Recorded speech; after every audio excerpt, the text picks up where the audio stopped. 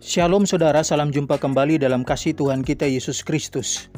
Mungkin saudara pernah mendengar atau bahkan mengalami peristiwa di mana dalam doa seorang mengatakan demikian, "Kami tolak segala macam masalah, penderitaan dalam bentuk apapun dan mimpi-mimpi buruk di dalam nama Yesus." Hal ini tidak hanya terjadi saat berdoa, tapi juga telah menjadi sebuah ajaran. Jika saudara belum pernah mendengar, atau bahkan telah diajarkan atau didoakan secara langsung demikian, maka silakan tonton video ini sampai selesai supaya saudara memahami apakah doa atau ajaran demikian sesuai dengan ajaran Alkitab atau tidak.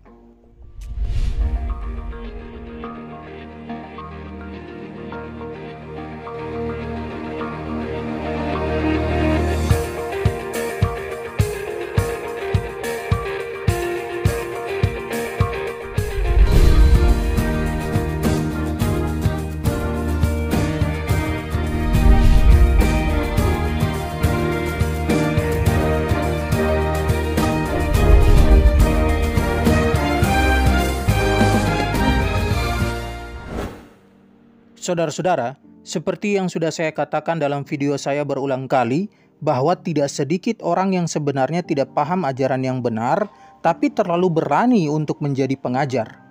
Bermodalkan khotbah-khotbah dari pengkhotbah idola mereka berani meneruskan ajaran yang ternyata ajaran-ajaran tersebut bukanlah ajaran kitab suci. Di antara banyak ajaran yang salah, ajaran tentang doa tolak ini cukup banyak dipegang oleh orang Kristen. Saudara-saudara, ajaran ini mengajarkan bahwa kita harus berdoa untuk menolak segala hal buruk yang bisa saja terjadi dalam hidup kita.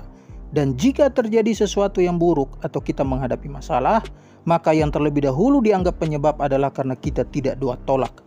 Jadi, doa tolak bisa membuat Anda terhindar dari masalah, penderitaan, dan lain-lain. Sekarang, untuk memahami ini ajaran Tuhan atau bukan, maka saudara harus mengerti terlebih dahulu bagaimana kehidupan orang Kristen sesungguhnya. Apakah orang yang sudah menjadi pengikut Yesus akan terhindar dari berbagai masalah? Sekarang perhatikan ayat-ayat berikut ini. 2 Korintus 6 ayat 4-10.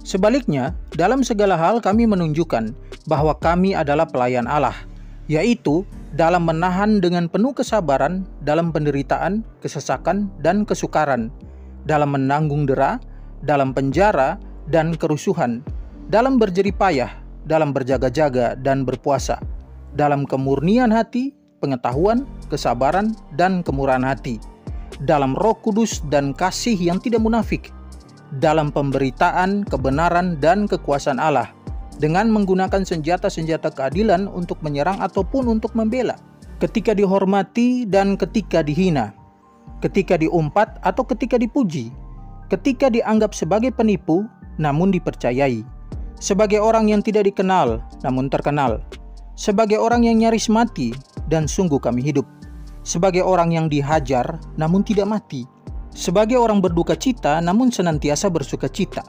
sebagai orang miskin namun memperkaya banyak orang, sebagai orang tak bermilik sekalipun kami memiliki segala sesuatu. Saudara perhatikan ayat-ayat tadi. Dengan jelas Paulus menggambarkan bagaimana jalan hidup seorang pengikut Yesus. Dalam ayat 4-5 kita bisa melihat bahwa hidup seorang pengikut Yesus juga akan mengalami penderitaan, kesesakan, dan kesukaran, bahkan bisa saja dipenjara karena memberitakan kebenaran. Ayat 8-10 bicara tentang keseimbangan hidup orang percaya, bahwa ada saat di mana pengikut atau pelayan Kristus dihormati, tapi juga ada saat dihina, dianggap penipu tapi juga dipercaya, sebagai orang yang berduka cita tapi senantiasa bersuka cita, sebagai orang miskin yang memperkaya banyak orang dengan kebenaran yang sejati. Berdasarkan ayat-ayat ini maka kita dapat memahami bahwa hidup orang percaya itu tidak lepas dari masalah atau penderitaan. Jika hidup orang percaya tidak lepas dari masalah atau penderitaan, lantas bisakah doa tolak dapat membatalkan masalah atau penderitaan yang akan orang percaya hadapi? Jelas tidak, saudara. Kita lanjutkan ayat berikut. 2 Korintus 11 ayat 23-28. Apakah mereka pelayan Kristus? Aku berkata seperti orang gila. Aku lebih lagi.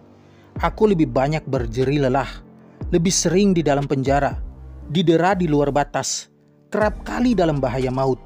5 kali aku disesah orang Yahudi, setiap kali 40 kurang 1 pukulan. 3 kali aku didera, 1 kali aku dilempari dengan batu. 3 kali mengalami karam kapal. Sehari semalam aku terkatung-katung di tengah laut. Dalam perjalananku, aku sering diancam bahaya banjir dan bahaya penyamun. Bahaya dari pihak orang-orang Yahudi dan dari pihak orang-orang bukan Yahudi. Bahaya di kota, bahaya di padang gurun, bahaya di tengah laut, dan bahaya dari pihak saudara-saudara palsu. Aku banyak berjeri lelah dan bekerja berat. Kerap kali aku tidak tidur, aku lapar dan dahaga. Kerap kali aku berpuasa, kedinginan dan tanpa pakaian. Dan dengan tidak menyebut banyak hal lain lagi, urusanku sehari-hari yaitu untuk memelihara semua jemaat-jemaat. Teks ini sudah menjelaskan buat kita bagaimana Paulus menjalani kehidupannya sebagai pelayan Yesus. Berulang kali dia mengalami masa-masa yang sulit, tetapi adakah Paulus berdoa menolak kesusahan-kesusahan yang dia alami dalam teks ini? Tidak, saudara. Saudara-saudara, orang-orang yang sudah menerima Yesus sebagai Tuhan dan Juru Selamat pasti mendapat bagian dalam penderitaan, mulai dari hinaan hingga aniaya. Pertanyaannya sederhana, mengapa orang percaya harus mengalami penderitaan? Ayat berikut ini menjawab. Yohanes 15 ayat 18-19. Jikalau dunia membenci kamu, ingatlah bahwa ia telah lebih dahulu membenci aku daripada kamu. Sekiranya kamu dari dunia, tentulah dunia mengasihi kamu sebagai miliknya. Tetapi karena kamu bukan dari dunia, melainkan aku telah memilih kamu dari dunia, sebab itulah dunia membenci kamu. Kita mengalami penderitaan dalam dunia ini karena dunia membenci pengikut Yesus. Mengapa dunia membenci pengikut Yesus? Karena pengikut Yesus bukan dari dunia ini. Pertama Petrus 4 ayat 1 sampai ayat yang kedua. Jadi, karena Kristus telah menderita penderitaan badani, kamu pun harus juga mempersenjatai dirimu dengan pikiran yang demikian. Karena barang siapa telah menderita penderitaan badani, ia telah berhenti berbuat dosa. Supaya waktu yang sisa jangan kamu pergunakan menurut keinginan manusia, tetapi menurut kehendak Allah. Jadi saudara, berdasarkan ayat ini, penderitaan atau masalah yang kita hadapi itu justru akan mendisiplinkan kita untuk hidup menurut kehendak Allah dan bukan manusia. Karena memang penderitaan itu juga diizinkan Tuhan terjadi dalam hidup orang percaya. Filipi 1 ayat 29. Sebab kepada kamu dikaruniakan bukan saja untuk percaya kepada Kristus, melainkan juga untuk menderita untuk Dia. Berdasarkan ayat-ayat yang telah dibahas, maka jelas bahwa setiap orang percaya pasti akan mengalami penderitaan, seperti dihina, difitnah, dikucilkan, bahkan sampai dianiaya dan dipenjara, karena hidup menurut kehendak Allah, juga karena memberitakan Injil. Ajaran doa tolak masalah atau penderitaan yang akan dialami bukanlah ajaran kitab suci. Itu ajaran orang-orang yang menolak salib, ajaran orang-orang yang merusak pertumbuhan iman. Doa tolak telah dijadikan semacam mantra agar orang percaya hidup tanpa salib, hidup tanpa masalah. Dan memang inilah yang disukai oleh banyak orang Kristen pada umumnya, sehingga mereka dengan mudah meyakini bahwa ajaran seperti ini adalah ajaran yang benar. Saudara jangan salah memahami maksud saya. Saya tidak sedang melarang saudara berdoa agar sesuatu yang buruk tidak terjadi dalam hidup saudara. Tapi, jangan doa tolak karena tidak mau menderita bagi Kristus. Apalagi jika saudara meyakini bahwa penderitaan atau masalah yang akan kita hadapi dapat dibatalkan atau dibuat tidak terjadi karena sudah berdoa menolak hal itu terjadi. Doa tolak bukanlah penentu bagi saudara akan menghadapi masalah atau tidak, karena yang menentukan adalah Tuhan sendiri. Akhirnya saudara-saudara, jika kau pengikut Yesus, maka penderitaan atau masalah yang kau hadapi itu bertujuan untuk membentuk dirimu semakin serupa dengannya.